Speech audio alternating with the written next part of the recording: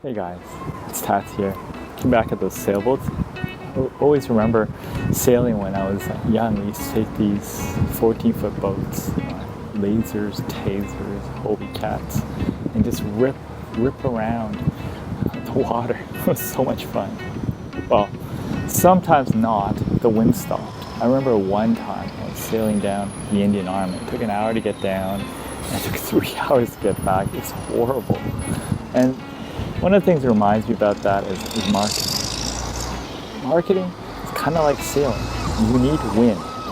For marketing, winds are some sort of momentum. It could be a value proposition. It could be a trend. It could be something that gives you an edge. You can't create momentum in marketing from scratch. You could be $1 billion company. It's not going to happen for you. So just remember, just like my sailing experience, think of what sort of trend you are riding, because if you're not riding anything, then your marketing campaign or your entrepreneur venture might be running out of steam.